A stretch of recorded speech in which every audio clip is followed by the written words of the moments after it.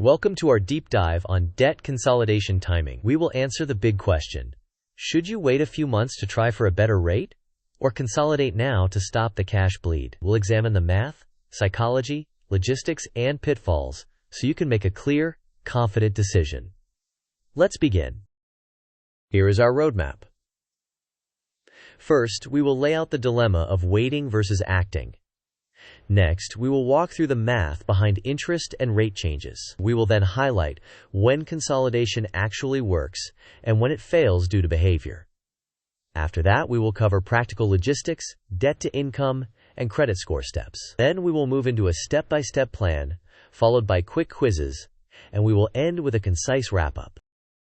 This video is for educational purposes only and does not constitute financial, legal, or tax advice. Lender rates and underwriting vary widely, and your specific credit profile and debt-to-income ratio will affect your offers. Always consult a qualified professional for personal guidance before making financial decisions. The central challenge is timing. With high interest balances, frequently above $30,000, every month carries heavy interest charges that strain your budget. The common idea is to wait a few months for a potential bonus or tax refund, pay down a portion, and then hope for a better interest rate. But is the improvement substantial enough to justify the interest you accrue while waiting? That's what we'll unpack next. Let's put numbers on this. At around 24% APR, $30,000 costs roughly $600 per month in interest. Over 3 months, that is around $1,800 in interest. If you wait for a $3,000 lump sum, the interest you pay while waiting can wipe out a large share of that benefit. Moreover, the rate improvement from slightly lower balances is typically small, often 1 to 2 percentage points, which rarely offsets the accumulated interest in a short window. If psychological relief and stopping the budget bleed are the goals, consolidating sooner often makes financial and emotional sense. With that context, let's validate the math in a quick, markdown-style breakdown next. Here's a quick sanity check. With a 24% APR, your monthly rate is approximately 2%. On $30,000, that is $600 per month. Over 3 months, that comes to $1,800. If you wait and then pay $3,000, you might see only a minor reduction in the interest rate offered by lenders, perhaps 1 to 2 percentage points. The first-year savings from that small rate change typically do not exceed the $1,800 paid while waiting. Therefore, unless you anticipate a significant change, such as a much larger lump sum or a material improvement in your credit profile, waiting often reduces your net benefit. Next, let's turn this into a decision framework. This decision tree starts by asking whether your budget is bleeding. If it is, the recommended path is to act now. If not, the next question is whether you will receive a lump sum larger than 10% of your balance within 60 to 90 days. If you will, it might be reasonable to consider waiting. Otherwise, acting now is appropriate. Next, verify that any lender you consider imposes no prepayment penalties. If there is a penalty, find another lender. Then confirm you can stop using credit cards. If you cannot, do not consolidate yet and address the behavior first. If you can, proceed to consolidate. Finally, if you are still rate shopping, set a reminder to reassess in 30 days.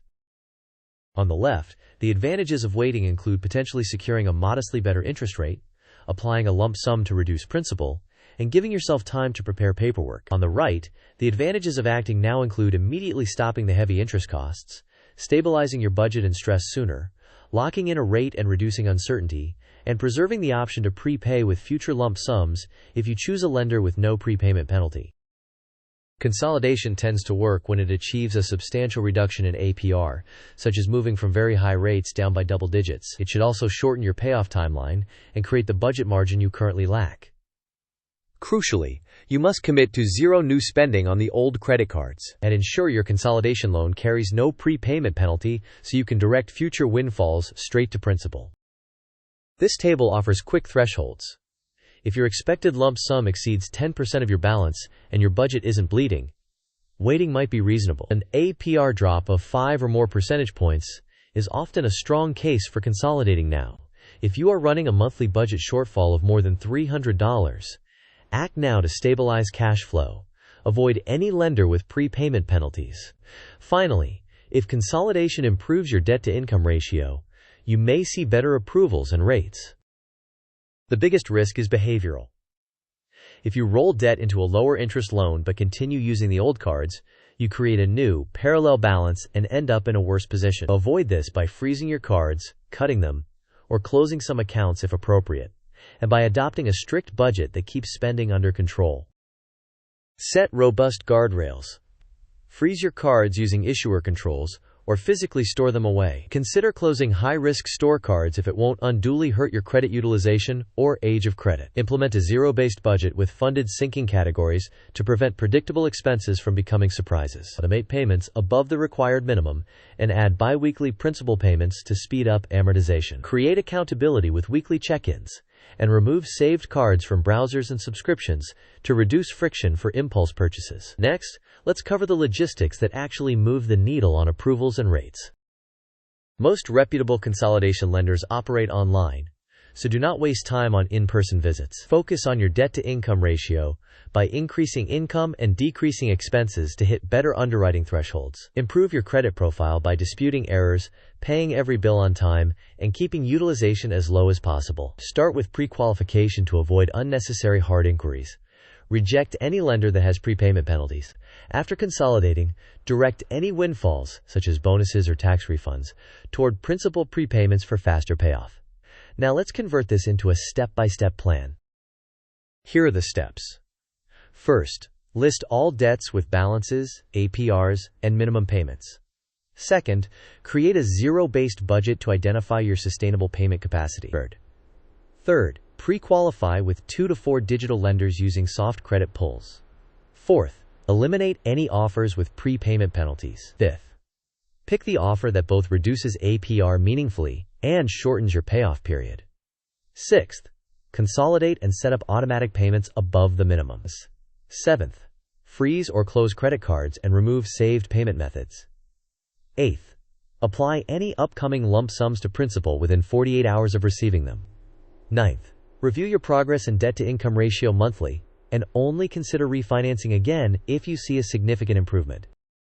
This 90-day timeline breaks the journey into 3 phases. In days 0 through 7, you list debts, draft a budget, pre-qualify, and choose a lender.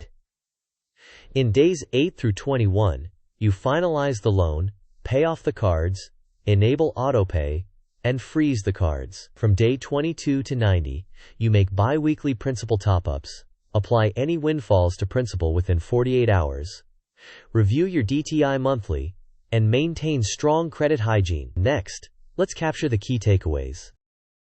Here are the key takeaways.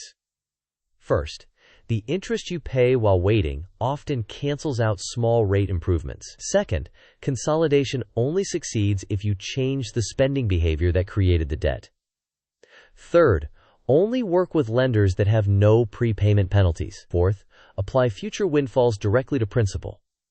Fifth, improving your debt-to-income ratio and maintaining strong credit hygiene will improve your approvals and rates. Quiz time. Which scenario most justifies waiting 60 to 90 days before consolidating? Option 1. You expect a $3,000 windfall on a $30,000 balance and your budget is bleeding. Option 2. You expect a lump sum of around 12% of your balance, your budget is stable, and you can lock a substantially lower APR by waiting. Option 3.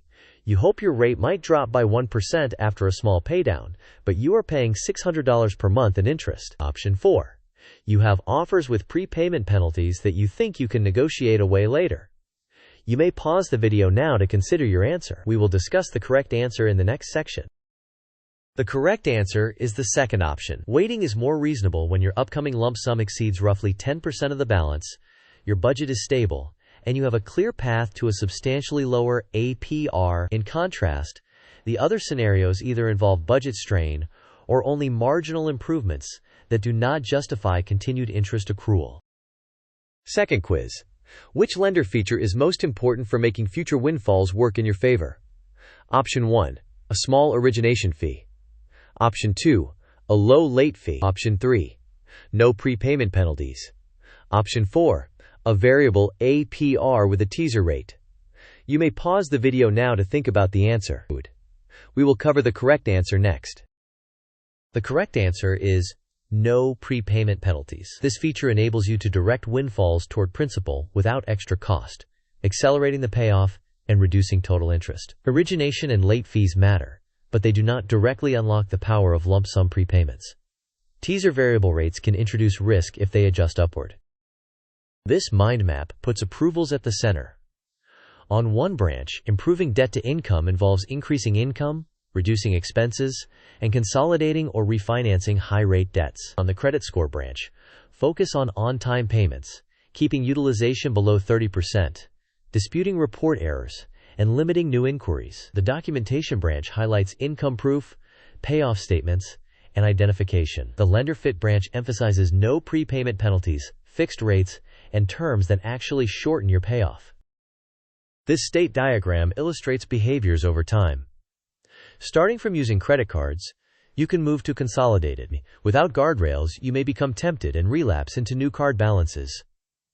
With guardrails in place, consolidation leads to an on-plan state. If relapse occurs, applying guardrails moves you to a budget reset and back on plan. Notes emphasize removing saved cards and automating payments to stabilize the system. In summary, if your budget is bleeding, act now to stop compounding interest. Waiting makes sense mainly when a sizable lump sum is imminent and a materially better rate is likely. Consolidation fails without behavior change, so freeze or close cards. Select lenders with no prepayment penalties so windfalls can be pre-applied to principal. Keep improving your DTI and credit hygiene to qualify for better offers over time. Thanks for watching. If this was useful, please like the video, share it with someone who needs debt relief clarity, and subscribe for more practical money guidance. In the comments, tell us your plan. Will you wait or act now, and why? Your experience can help others make better decisions.